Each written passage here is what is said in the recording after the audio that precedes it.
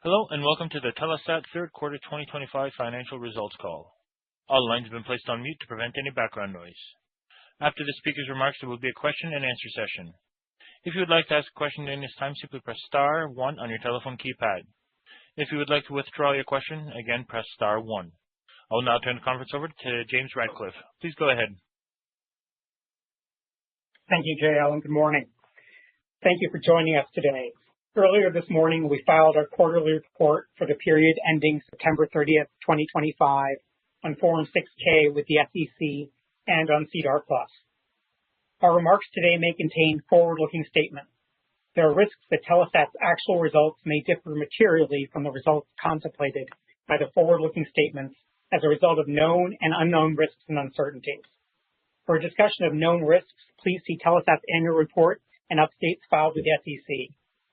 Telesat assumes no responsibility to update or revise these forward-looking statements. I'd now like to turn the call over to Dan Goldberg, Telesat's President and Chief Executive Officer. Thanks, James, and good morning to everyone. Thanks for joining us this morning. Q3 was in line with our expectations, and I'm pleased with Telesat's performance in the first 9 months of this year in both our GEO and LEO segments. In GEO, our team continues to execute in a disciplined, focused manner as we work to maximize the cash flow from our existing satellite fleet. The biggest revenue headwind in the quarter when compared to the third quarter of 2024 was the Nimiq 5 renewal with DISH. As we've shared earlier, DISH renewed the Nimiq 5 contract, but at a lower rate and capacity that declines over the renewal period. That renewal, combined with the non-renewal by DISH of our Anik F3 satellite, which reached the end of its station-kept life, so could no longer support direct-to-home video services, accounts for nearly half of the total revenue decline year over year. In LEO, we continue to make strong progress on the development of the satellites, ground infrastructure, and the software for the network. As a reminder, our first launch is planned to take place late next year. I'm very pleased with all the good work that's taking place on the program. And on the commercial side, we're seeing strong interest in Telesat Lightspeed across our target segments, particularly at this time with aero and government users. We remain very focused on concluding customer agreements and adding to our contractual backlog. In addition to our progress in the GEO and LEO businesses, we took an important step in the quarter to optimize the company's capital structure and enhance our financing options. In September, we distributed 62% of the equity in Telesat Lightspeed to a wholly owned indirect subsidiary of Telesat Corporation. I'm also pleased to say that our advisors are engaging with the advisors to the major holders of our GEO debt, with the objective of finding the best path forward to addressing that debt. Finally, and as we announced earlier this year, Andrew Brown will be retiring from Telesat after 6 years as the company's CFO. We found a worthy successor to Andrew in Donald Tremblay, who started with the company on October 20th. Donald has 35 years of leadership experience in finance and is very well suited to lead our finance team going forward. So a big welcome to Donald, who's here with me this morning. As Andrew is in the process of transitioning responsibilities over to Donald, we've asked Andrew to run you through the numbers one last time before his official retirement later this month. So with that, over to you, Andrew. Thank you, Dan. Good morning, everyone. I would now like to focus on highlights from this morning's press release and filings. In the third quarter of 2025, Telesat reported consolidated revenues of $101 million, adjusted EBITDA of $47 million, and generated cash from operations of $97 million year to date, thus ending the quarter with $483 million in cash. For the third quarter, revenues decreased by $37 million to $101 million. Operating expenses increased by $12 million to $58 million, and adjusted EBITDA decreased by $49 million to $47 million. The adjusted EBITDA margin was 46%. I would note that the margin in our GEO segment was approximately 62%. The revenue decrease for the quarter was primarily due to a lower rate on the renewal of a long-term agreement with a North American direct-to-home customer and the expiration of a separate agreement with that customer. Other factors included reductions in services for certain enterprise customers, particularly an Indonesian rural broadband program, and a reduction in services for another North American direct-to-home customer. The increase in operating expenses was primarily due to higher Telesat Lightspeed headcount growth, along with higher legal and professional fees and offset by higher capitalized engineering costs. As usual, we break out the performance of our LEO and GEO segments separately in Note 4 of our financial statements filed on Form 6K. Interest expense in the third quarter decreased by $5 million during the quarter when compared to the same period in 2024. To note, our cumulative principal amount of debt repurchases is $857 million at a cost of $450 million, an average price of 53 cents. This also results in interest savings of approximately $53 million annually. Combined with the previous repayment of $356 million of Term Loan B, our overall debt has been reduced by approximately 36%. In the third quarter, we reported a loss in foreign exchange of $32 million, as compared to a gain of $36 million in the third quarter of 2024. In the third quarter, we incurred a $121 million net loss in the quarter, compared to net income of $68 million in the third quarter of 2025. The variance was due to lower revenues, the foreign exchange loss I just mentioned, a loss related to the change in the fair value of financial instruments, and the non-recurrence of a gain on the repurchase of debt recorded in the third quarter of 2024.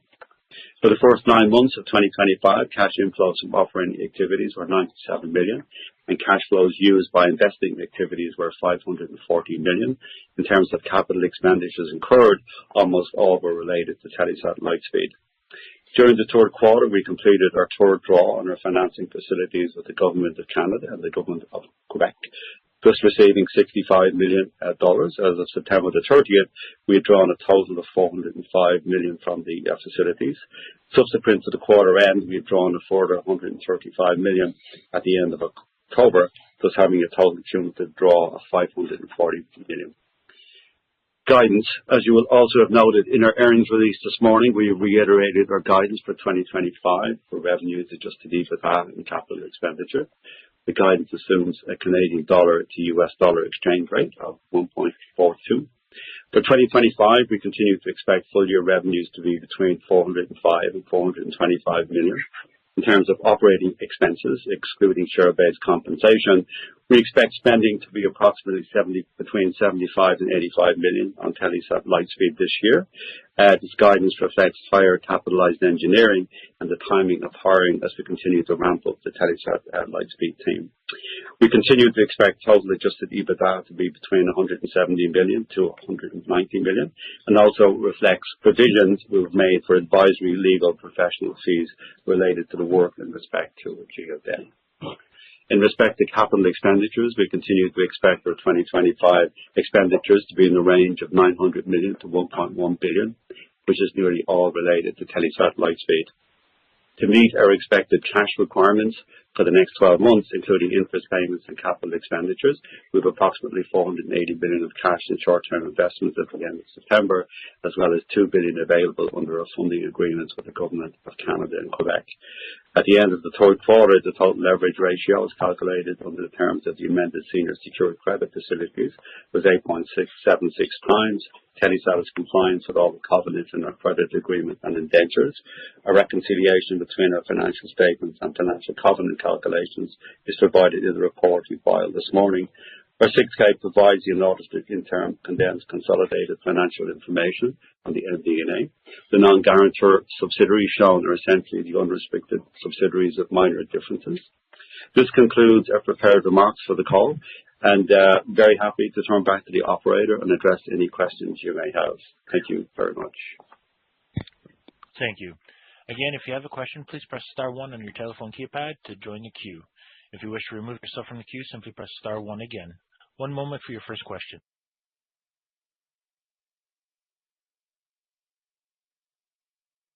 Your first question comes from the line of David McFadgen of Cormark Securities. Your line is open. Hi, great. So first of all, just want to say congratulations to Andrew on his retirement. Hope you have a nice retirement there. So a couple of Thank you. questions. Uh, I'll just start first of all on the debt negotiations. I was wondering, could you just maybe give us an idea of, do you think you're far apart in terms of what the debt holders want, or you think you might be pretty close? Just kind of wondering, where things stand with respect to that. Hey, David, it's Dan. It's too early to say. We've started engagement, and we'll just have to take it from there. So, yeah, too early to say. Okay. So then a question on the guidance. So you left your EBITDA guidance unchanged, but yet you dropped your spend on the LEO. So that would imply a lower EBITDA being generated from GEO, but you didn't change your revenue outlook on GEO. So just kind of wondering how you square those off, because if the revenue hasn't changed on GEO, it shouldn't really change the EBITDA. Maybe I'll take the first crack at this. Relative to guidance, we've underspent some, mostly related to LEO headcount. And that's been two things. One, we've capitalized more kind of engineering expense than we originally assumed. So that's number one. And number two, our hiring feels like at the end of the day, it's going to be sort of more backloaded than what the budget assumed. And so in any event, that explains the kind of underspend on the LEO OpEx. But it's been offset by greater spending than anticipated around professional fees. And that's pretty much entirely around the refinancing exercise and the transaction where we spun out the equity stake in Telesat LEO. So in any event, I mean, that's kind of how it's played out. So at the end of the day, OpEx down on LEO headcount because of capitalized engineering and just a slower ramp, but offset by increased professional fees, mostly around the transaction that we announced, spinning out LEO. Okay. I think most people would have viewed those as one time and wouldn't, hit EBITDA by that. But anyways, at least we know what's going on. Yeah. I mean, fair point. Just to be transparent about it, that's what it was. Right. Okay. So, you called out the two sectors where you're seeing, I guess, stronger interest than others, aero and government. Are you seeing a really increased demand, say, from the defense sector that defense could be kind of viewed as its own? Yeah, you know what? That's a great question, because when we work with government, a lot of that is around rural broadband programs. But what I was referring to in my opening comments is much more on the defense side. So we know that the current government of Canada has committed to meet Canada's NATO spending obligations, and other allies have made similar commitments. The government of Canada is announcing a budget today, and I don't know, based on everything we're reading and based on everything we're seeing, we expect there'll be a meaningful uptick in defense spending. Lightspeed, we've talked about this before, sort of a dual-use infrastructure. It's designed for rural broadband connectivity, for commercial aero, for maritime services, for cellular backhaul and the like. But it also has great utility for defense use cases as well.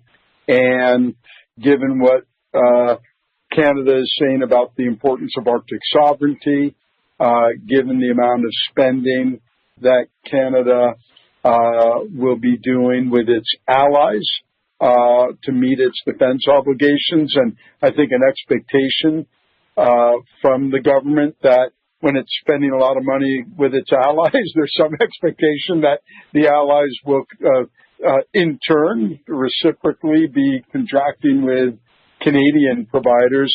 All of those things gives us a great deal of optimism about us to grow our business and leverage Lightspeed for those defense requirements, both with the government of Canada and Canada's allies.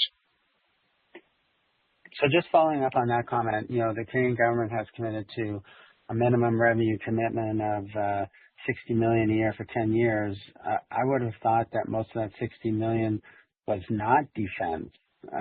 Can you confirm that? Yeah, correct. That's going to be used for rural broadband connectivity. And you'll recall the way that agreement works is we basically create a pool of capacity that we've then agreed to sell to rural Canadian ISPs at sort of below market rates. So, that $60 million a year for 10 years should, the pool of capacity that underpins that, we expect incremental revenue when that capacity is made available to those rural ISPs. And then, yes, any commitments from the government of Canada for defense purposes would be above and beyond that. Okay. So there's a potential for that to be significantly greater. So you also said that the first launch for satellites is planned late next year. I thought that the satellites were going to start to be launched in Q3 26. Nope. I think for many quarters now, we've been talking about late next year. Okay. All right. I guess I was incorrect on that one. Okay. You have it booked with SpaceX, right? So can you give us an idea what month you expect the satellites to start to go up? It'll be late as our expect. We're probably, looking at a December launch, with a couple of Pathfinder satellites that we'll use to do testing and validation and start to, do that for our own purposes and make it available to meaningful customers as well to do their own testing and the like. And then 2027 should be a very busy launch cadence for us as we launch really, all the rest of the satellites in the constellation. All right. Thanks, David. I think we'll move on to the next question, please.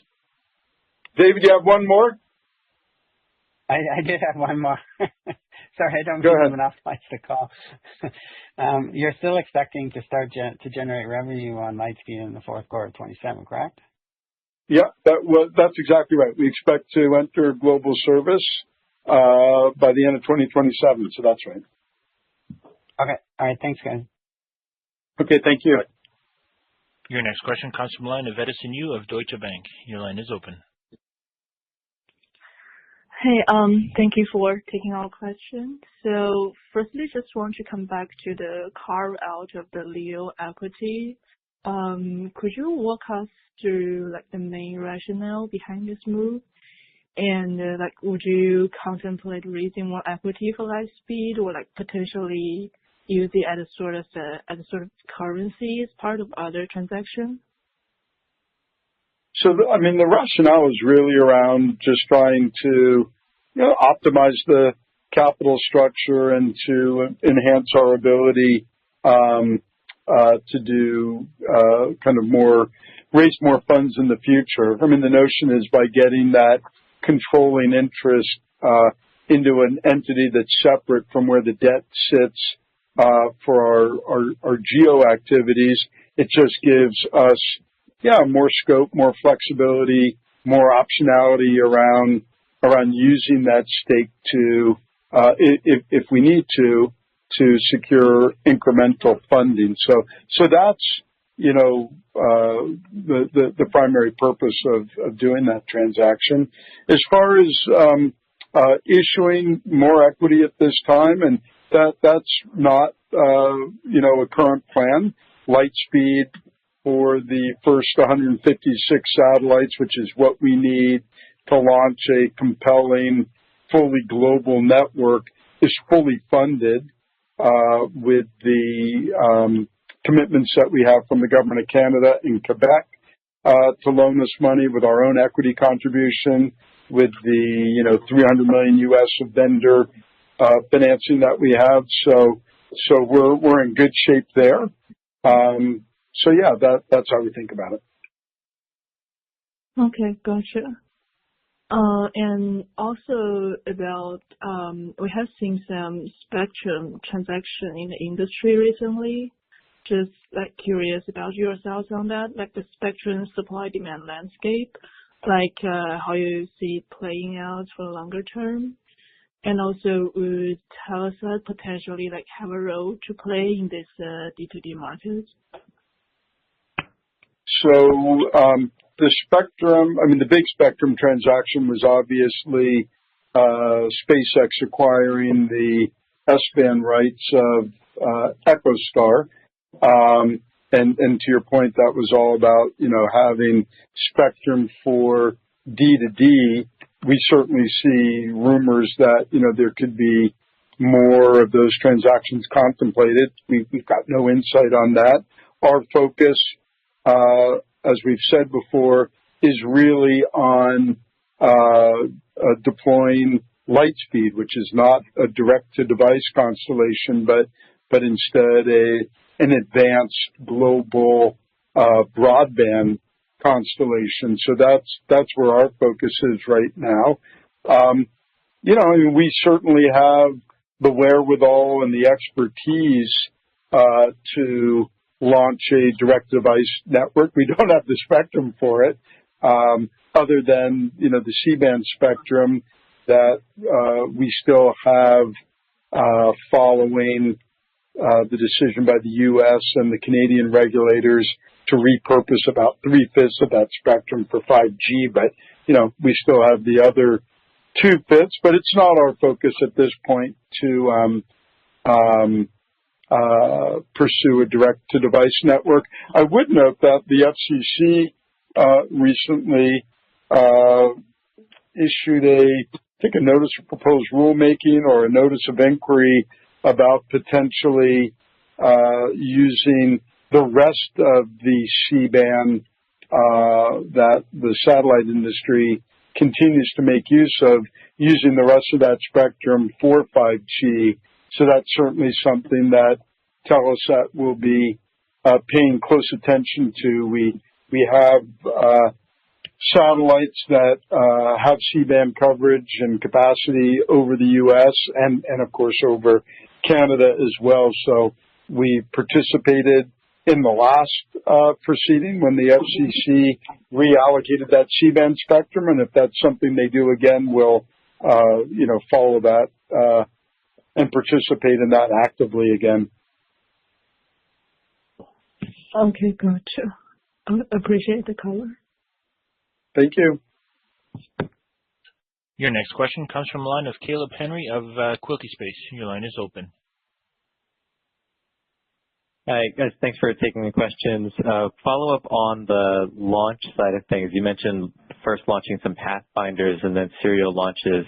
Are you planning a gap between those two? And if so, can you quantify how much time would be in between the first launch and the second? And if you're anticipating any design changes or upgrades or tweaks that might come from that learning period?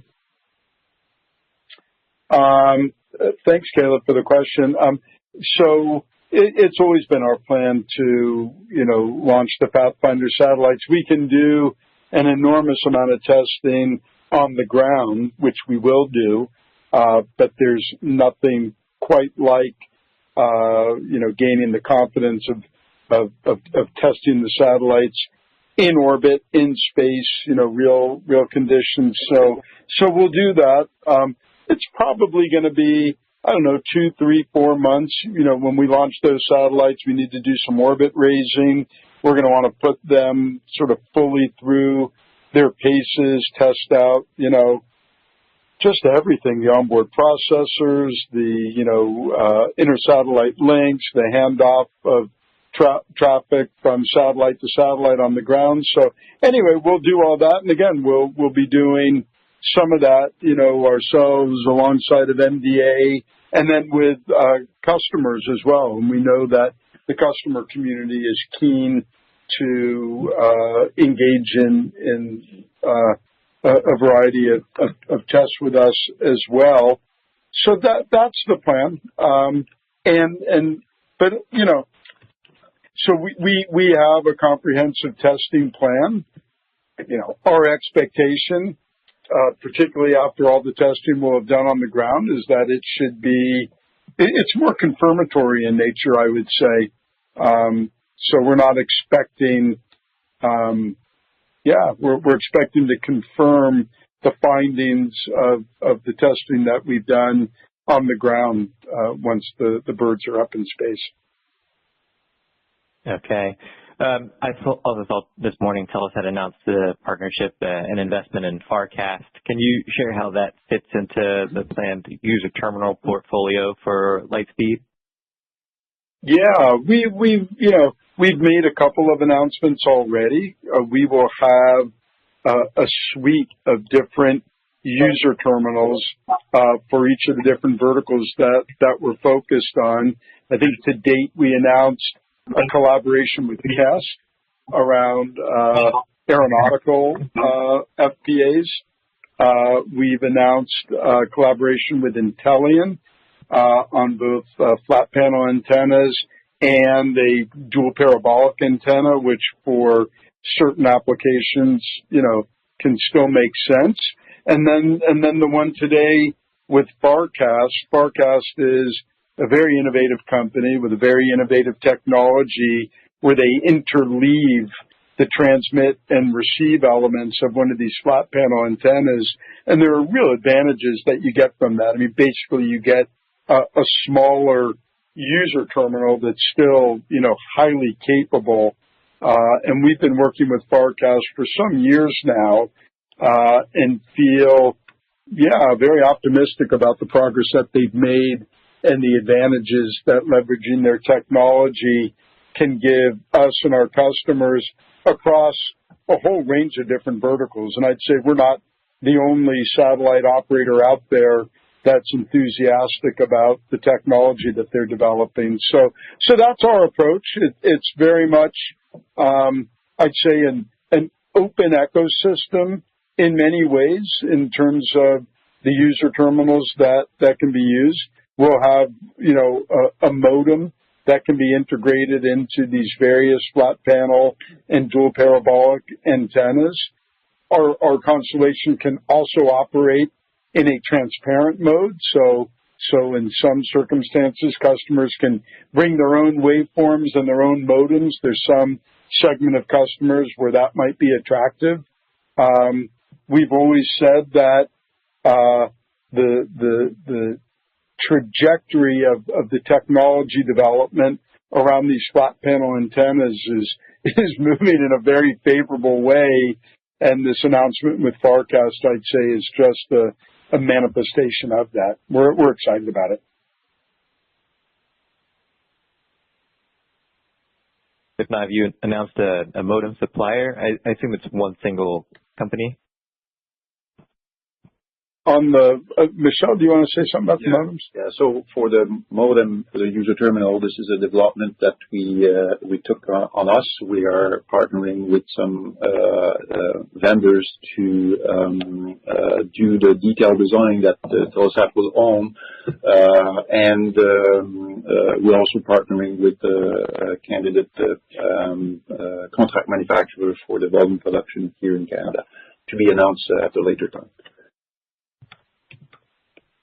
Okay, thanks. And then just last question.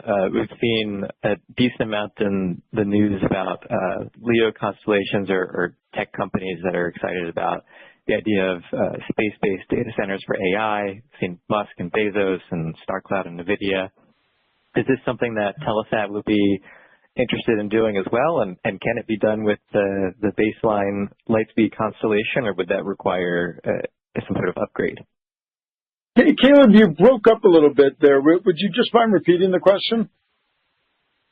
Sure. Sorry. I was asking if Telesat has interest in space-based data centers for AI, just because of the amount of enthusiasm we're seeing between kind of other players like Musk and Bezos, and if that can be done with the existing Lightspeed architecture, or if that requires any changes. So maybe a couple of thoughts on that. One, we're bullish about leveraging AI to improve the efficiency of the network in terms of managing traffic and the like. So that's number one. Number two, AI is going to just drive a lot of broadband usage, and so that is accretive to what we're doing too. Three, every single one of our satellites is basically a flying computer processor, and so we see it absolutely playing a role in the kind of larger global digital infrastructure, including in connection with AI. But I don't think that we'll be leveraging Lightspeed so much for space-based data centers. I see lots of advantages and benefits from the development of AI in terms of how our constellation will be operated and used. But we're not contemplating Lightspeed per se to be used as kind of in space data centers. I think that's a little bit different. Got it. Okay. Thank you very much. Thank you. Your next question is from Chris Quilty of Quilty Space. Your line is open. Thanks, Dan. I think you said you're still targeting end of 27 for service. I just wanted to clarify, do you need all 198 for launching initial service, or can you launch with a subset of that? We expect to have, so we're starting with 156 satellites. We expect those will be in orbit by the end of 2027. We can start global service with 96 satellites. Yeah, with 96 satellites, and we'll do that. Yeah. But the balance, the other 60, I guess, will follow on very quickly from that. But yeah, that remains the plan. So 96 would give you geographic coverage, but not the capacity. Well, I mean, I think we can actually. We'll start customers up on 96, and we've got a lot of folks that are very keen to have Lightspeed in service and to start leveraging it. But we'll go from 96 to 156 in a matter of a couple of months. Gotcha. And in order to launch service, you need the gateway ground network. Where are we at in that process? Yeah, we're making good progress there. I think we've already announced a deal with Orange for a European teleport. We've made some announcements, I think, with Vocus for teleports in Australia.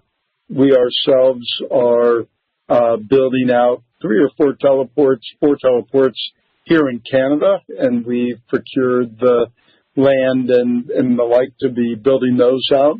And we're, in the midst of an RFP right now, lining up landing station locations, U.S., LATAM, Asia, and I'd say we're well advanced in site selection and the like. Intellian is under contract to build all of the gateway antennas, and they're making good progress there. So anyway, we're absolutely where we need to be in terms of the rollout of our landing station infrastructure. Gotcha. And obviously higher altitude helps with sighting, but do you anticipate any areas or regions where, it's more difficult and, you might have to actually have fiber laid more than just, setting up at an existing teleport facility? I don't think so. We've got good candidate locations in all the geographies where we need it. Now, of course, I mean, all these gateways are going to be fibered up, and they'll be connected to, POPs at kind of strategic locations around the world. But no, I mean, that's proceeding in a good way. And remember also, the constellation has inter-satellite links, will be, rolling out initially about, 25 landing stations around the world, and then adding to those. And then our customers can have their own landing stations as well. But having the inter-satellite links gives us, greater flexibility in terms of, and minimizes in some ways the number of landing stations we need in order to have a fully connected global network. Gotcha. Follow up on just the constellation build. I know it's a fixed price contract, but so more of MDA's issue, but are you seeing any challenges related to the tariff situation, which seems to change on a weekly basis? Not yet. And we're in contact, as you can imagine, with MDA all the time, to date. And so what's happening is MDA's building the satellites at their factory outside of Montreal. They're sourcing some of the components from here in Canada. They're sourcing components from Europe. They're sourcing components from the U.S. I'm sure there are components coming from other parts of the world as well. And so it's really, where MDA could potentially be at risk is if they're importing components, say, from the U.S. and Canada, implements retaliatory tariffs, which they haven't done to date. That's where, there would be more risk. But so far, Canada hasn't implemented retaliatory tariffs, and as far as we can tell from MDA, they're not being adversely impacted by the tariffs that are out there. Great. Looks like SpaceX and OneWeb may actually get into India sometime next year. Not this year as I had thought, but with that market opening up, do you have a specific plan for that market? I think you had an announcement with Nelco some years ago. Is that still the partner, and have you evolved the strategy? We're engaged with a number of parties that will be good partners for us in India. We'll need to get, market access from a satellite perspective, and then our customers will need their own authorizations to be service providers and provide service to their customers in India. So in any event, we've been following closely the developments in that market from a geo perspective. It's a market that I've certainly been active in that market for decades. So it's a market that we know well. We think that Lightspeed can offer a lot to users in India and help the government achieve some of their public policy objectives around broadband connectivity and the like. So yeah, we've got a plan there. Gotcha. SpaceX got its first customer for its plug and placer capability, which is really acting as a transport layer for other satellite operators. Is that a consideration for Lightspeed, and how would that be implemented in the future?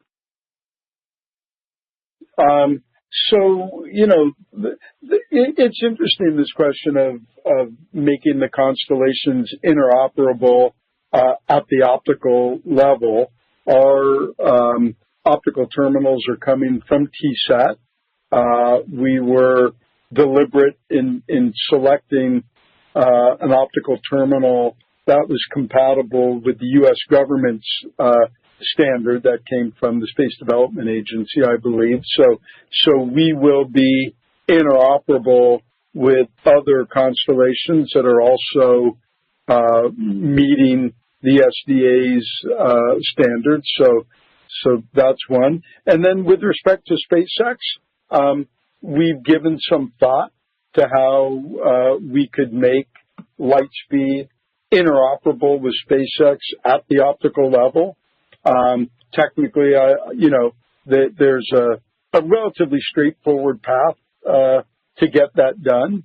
So then it's the old, you can do it, and then the next question is, should you do it? Are there, benefits to Telesat, SpaceX, and importantly, the user community for us to be interoperable? And I'd say that's still something that, I think we all need to reflect on a little bit more, but there's certainly a path there to get that done. Gotcha. Final question. You're like the only space company that hasn't mentioned Golden Dome on their conference call for the obvious reason. But, as you mentioned, you are SDA compliant on the terminal side. Is there a path forward and any discussions that you expect around potentially working on that program or contributing? Well, I'd say in all honesty, I haven't mentioned Golden Dome on this call, but I'm guilty of mentioning it in prior calls. I mean, and what we've said on those prior calls is, yes, Lightspeed, I think could make excellent contributions to a Golden Dome network. I mean, from what I know of Golden Dome, and there's still a lot there that needs to be fleshed out in terms of what Golden Dome is exactly, but it's basically a collection of different networks that are going to be interoperable with one another. Some of those network layers will be space-based, others will be ground-based, and they're all going to need to talk to each other. We certainly believe that there's a role that Lightspeed could play because of our optical intersatellite links, because of the orbits that we're flying in, which are additive, I think, and would add resiliency to where some of the other constellations are. I think, Canada has expressed an openness to participating with the U.S.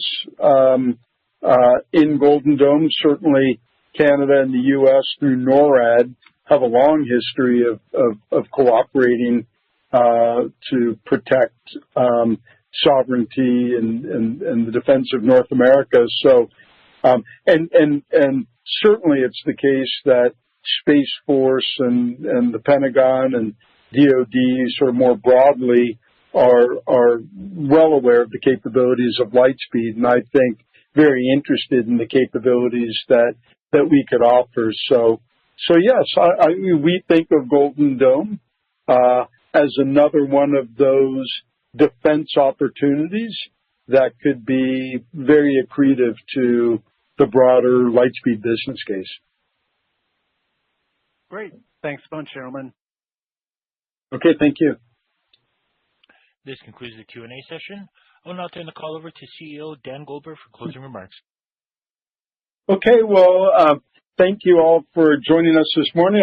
I do want to take just a moment. It is Andrew's last earnings call with us, and Andrew and I have worked together for, I think it's 27 years now. And before signing off here, I just wanted to acknowledge what a brilliant career Andrew has had. Certainly in the satellite industry, he served as CFO for, I think, at least 4 or 5 publicly traded satellite companies, and had a great career in the tech world even before joining the satellite sector. So in any event, just to say to Andrew, thank you for being such a great colleague and being such a great CFO. Thank you for all of your contributions to Telesat over the last 6 years. We deeply appreciate it, and we wish you well. And so with that, I'll sign off. Maybe Andrew has a word, but I'll sign off and just say to everyone, thank you for joining the call, and we look forward to speaking with you again when we issue our full year numbers. But over to Andrew. Look, Dan, thank you so much for your kind words, and indeed a friendship partnership over many years, and 6 years here at Telesat. And welcome Donald coming. He'll do a great job. And just to say personally, I feel very proud of what we've collectively achieved to date, and with a great future ahead. And also sincerely would like to thank all my colleagues around this table and people that we've worked very closely together over the years, and thank the board. And so that's it. I will miss our quarterly calls. And with that, thank you very much. And thank you, Dan, again. Okay, thank you all. This concludes today's conference call. You may now disconnect.